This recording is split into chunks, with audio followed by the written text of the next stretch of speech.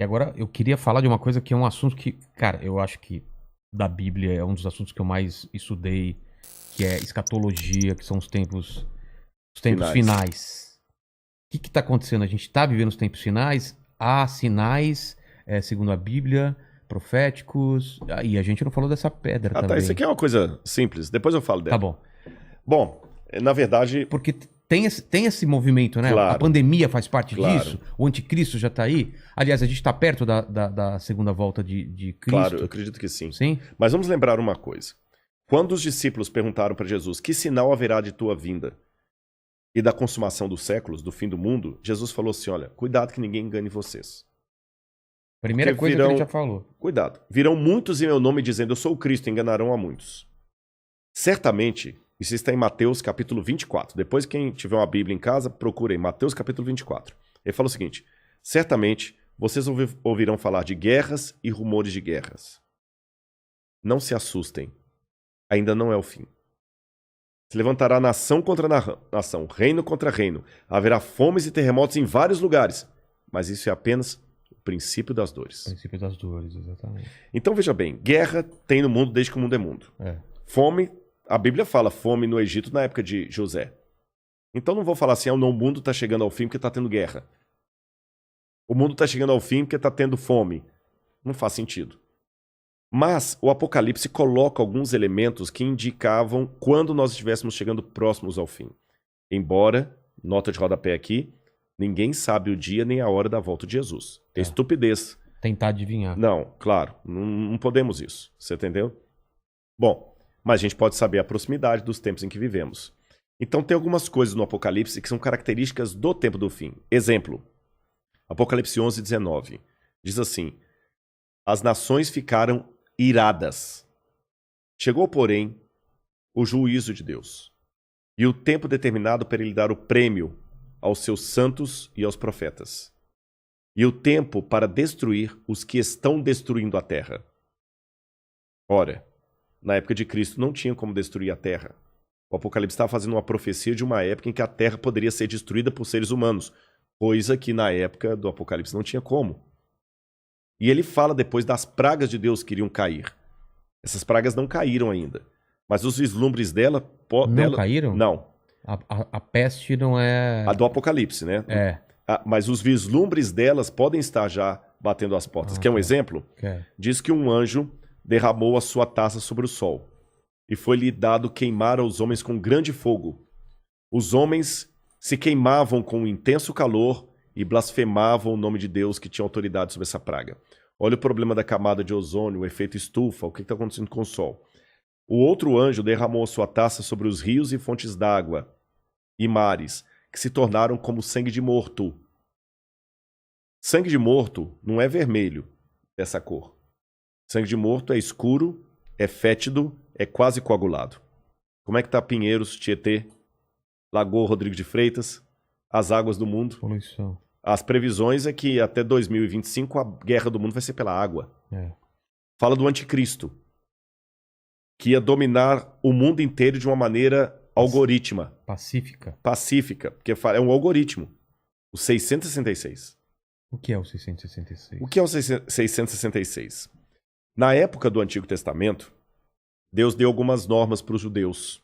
O povo do Oriente Médio, ele é muito simbólico, sabe? Ele tem muito esse lance do símbolo que aqui no Ocidente a gente perde. Então o judeu pode olhar, ele usa o paiot, que significa alguma coisa, o kippah, que é aquele chapeuzinho na cabeça. E Deus falou o seguinte: olha, vocês vão pegar a lei de Deus, escrever um resumo da lei de Deus e vão colocar por frontal entre os olhos, numa caixinha aqui, e também na mão de vocês. O judeu hoje usa na mão esquerda. É. Pode olhar aqui no Muro das Lamentações, você vê o judeu orando lá, né? Baruch atah Beshem Adonai Eloheinu melech haolam. E ele vai orando no muro e ele tá com aquela caixinha preta aqui e outra na mão. Aí no Apocalipse a gente vê que o inimigo, o diabo, que se vale do anticristo, assim como Deus envia o Cristo... O anticristo é a versão do Cristo pro demônio. Pro demônio, É. o anticristo. Ele faz uma paródia de Cristo. Aí, como Deus no Antigo Testamento pediu aos judeus para ter a lei de Deus na testa e na mão, o anticristo coloca também um sinal, uma marca, na testa e na mão. Então significa uma época em que a lei de Deus vai ser questionada. Nessa época em que a lei de Deus for questionada, diz o Apocalipse, ninguém poderá comprar nem vender, senão aquele que tem a marca da besta e o número do seu nome. Ora, esse número é 666. Aí muita gente pega isso e fala o seguinte, então vou começar a calcular, Hitler dá 666, o Papa, o Saddam Hussein, Bill Gates, até a Ellen White, que é uma pioneira do Adventismo, ela dá 666, mandíbula, todo dá 666, né? No grego está o seguinte, aquele que tem entendimento, calcule. E essa palavra calcule no grego ali é a mesma palavra para faça a contabilidade daquilo que o anticristo vai fazer. E o que o Apocalipse deixa bem claro é que o anticristo vai ser a revigoração do Império Romano, que era o inimigo do povo de Deus. E por que 666? Na cultura da Babilônia, o 6 era o número base para você fazer qualquer cálculo. Era um número divino. Tanto é que quando Nabucodonosor ergue uma imagem, ela tinha 60 côvados por 6. 60 por 6. O 6 era um múltiplo divino. E ali você tem o 666, múltiplo de 6. Agora o Apocalipse fala que ele vai controlar a economia. Os povos da terra vão segui-lo. Ninguém vai poder, falando quem pode pelejar com ele. E o que nós estamos vendo agora é um mundo caminhando pela primeira vez na história para uma unificação mundial. De moeda? De tudo. Parece até teoria da conspiração que eu vou falar, mas não é. O mundo está caminhando para uma unificação. Rodrigo, mas nunca. Aqui no Brasil mesmo a gente vê a briga dos de esquerda com os de direita. O pessoal não está entendendo. Essa unificação não significa unificação de mente, mas unificação de propósito. Que é um exemplo que o mundo pode se unir por um propósito, apesar de se odiar mutuamente? Pandemia. A pandemia. Exatamente. O Irã está usando máscara, Israel também está usando máscara. Os palestinos estão jogando foguete lá em Israel. Hamas. O Hamas, mas o israelense está usando máscara, o palestino também. O egípcio está usando álcool em gel, o iraniano está usando álcool em gel, o americano está usando álcool em gel, o russo está usando álcool em gel, então o Putin está usando álcool em gel. A mesma coisa o presidente do Brasil, o presidente da Argentina, da Venezuela, o mundo parou. Então é possível essa união do mundo inteiro em algumas coisas mesmo. Ela não só é possível, como ela é um caminho sem volta. Por que está falando tanto em criptomoeda? Nós já estamos passando por uma transição do dinheiro. Dinheiro de papel, né? De papel, você entendeu? Dinheiro baseado em tesouro nacional. E o mundo hoje precisa. Isso aqui não é uma defesa do Rodrigo, não é um desejo do Rodrigo. Eu estou falando de uma tendência. Tendência. O mundo precisa se unificar porque existem, Vilela, alguns elementos hoje que estão à solta, como se fossem crianças bagunceiras numa casa cheia de faca, de garfo, de objetos cortantes e letais, sem um adulto para controlar essas crianças. Você jamais faria isso. Quais são as crianças que estão à solta no mundo e precisam de um adulto para controlá-las? Um preceptor, uma babá? Internet. Quem tem domínio da internet? Você na internet você pode encontrar o podcast do Inteligência Ilimitada, mas você também pode encontrar uma fórmula para fazer um coquetel Molotov. O camarada pode assediar você para fazer parte do Estado Islâmico. Quem controla a internet? Nem os Estados Unidos. Não, está na mão de ninguém. Quem controla tráfico de drogas e de armas em nível mundial? Ninguém. Lavagem de dinheiro está aí. O terrorismo está aí e lavam dinheiro. Quem controla bolsa de valores? A economia do mundo não aguenta por mais 20 anos nas mãos da bolsa de valores que é especulativa. Se cair a bolsa de Tóquio, você nunca foi ao Japão, mas você pode perder o seu emprego e essa casa aqui porque caiu a bolsa de Tóquio. O Bradesco pode falir porque teve um crash na bolsa de Nova York. E a gente viu, essa pandemia viu como nós estamos economicamente vulneráveis. Economicamente vulneráveis. Quem controla o terrorismo mundial? Então esses elementos... mais um. A ecologia. Não quero entrar no debate se a Amazônia é nossa ou não é nossa. O fato é que se a gente não cuidar da Amazônia, o mundo todo se ferra, caramba. Você tá entendendo? Então não tem mais esse negócio assim, é meu. Então hoje a gente precisa de um governo único que com leis mundiais controle a internet, bolsa de valores, que vai desaparecer, o reset está aí, controle a economia, gastos, terrorismo e tudo mais.